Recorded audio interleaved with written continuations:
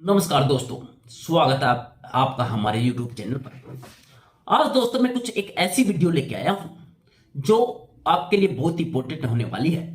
यदि आप अपनी पत्नी द्वारा लगाए गए फॉल्स डोरी केस से प्रताड़ित है तो यह वीडियो आपके बहुत काम आएगी।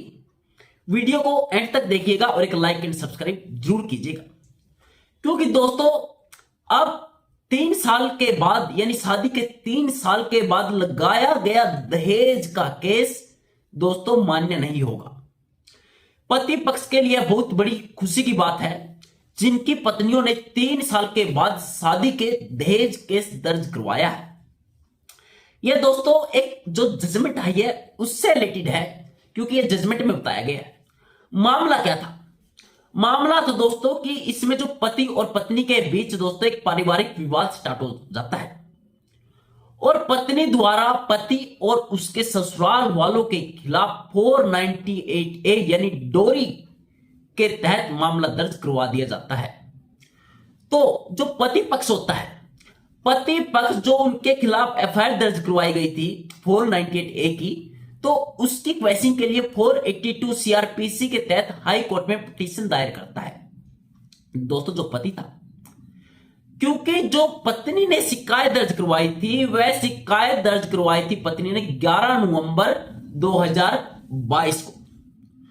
जो पति ने एफआईआर रद्द करने के लिए जो ग्राउंड रखा, जो पति पक्ष का वकील था उसने यही रखा कि जो हस्बैंड और वाइफ जो उन दोनों की शादी हुई थी वह हुई थी 2011 में और शादी के बाद उनके 2 बच्चे भी हैं दोस्तों। तो ऐसा क्या हुआ अचानक ही उन्होंने 2022 में शिकायत दर्ज कराई 11 नवंबर और जो एफआईआर दर्ज हुई थी वो 1 जनवरी 2023 को, यानी लगभग 12 साल तक शादी चली।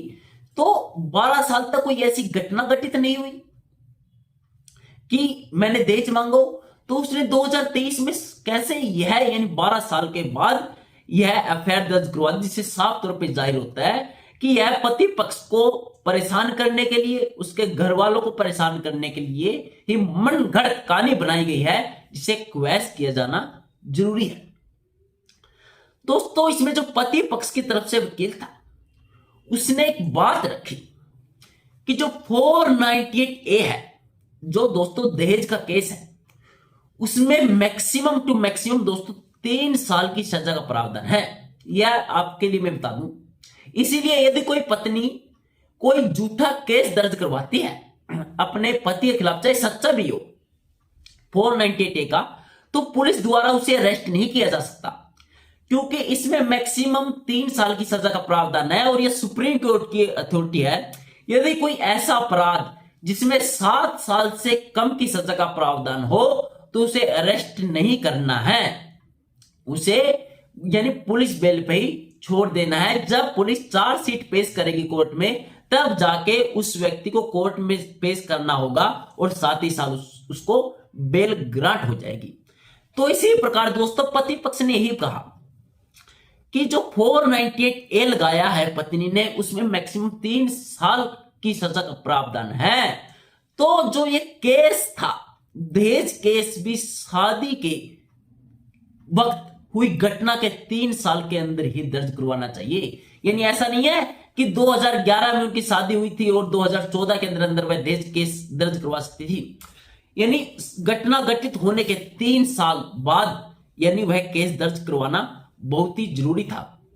और इसमें जो 468 सीआरपीसी है उसका हवाला दिया पति पक्ष ने कि जो सीआरपीसी 468 है वह यही कहती है यदि किसी मुकदमे में 3 साल की सजा है तो वह मुकदमा 3 साल के अंदर ही दर्ज किया जाएगा।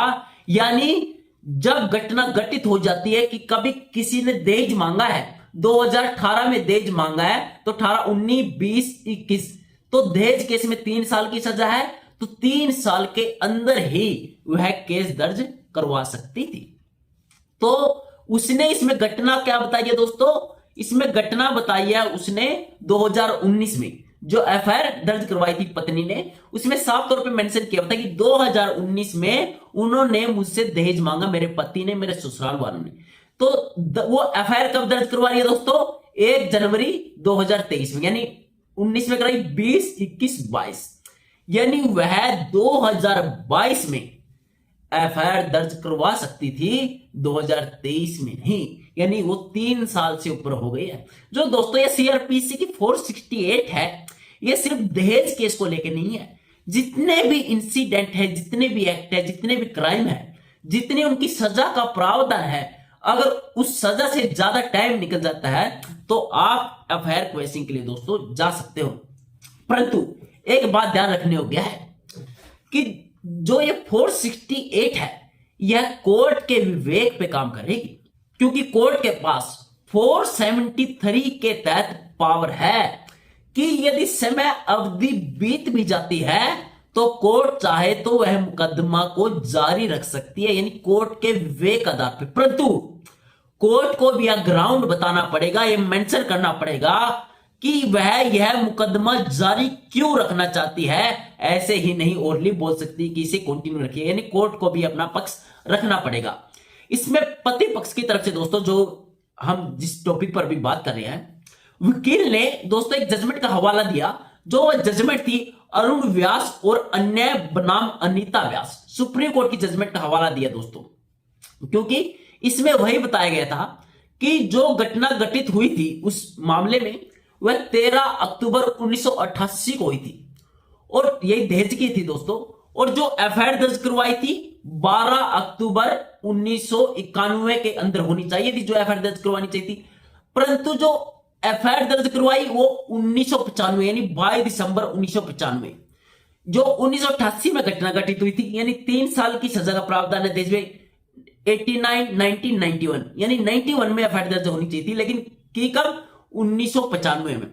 तो इसी आधार पे सुप्रीम कोर्ट ने यही कह के एफआईआर को क्वैश कर दिया था कि जिस अपराध में सजा ही 3 साल की है और आप उसमें एफआईआर दर्ज करवा रहे हो घटना घटित होने के 7 साल बाद, इसलिए हम इसे कंटिन्यू नहीं रख सकते। यह साफ तौर पर जाहिर होता है कि यह एक झूठे तथ्यों पर आधारित एफआईआर है।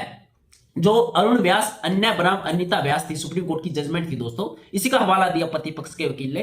तो कोर्ट ने जो पति पक्ष के खिलाफ लगाए गए मुकदमे थे उन सभी को दोस्तों क्वैश कर दिया और पति पक्ष को बहुत बड़ी रिलीफ दिया।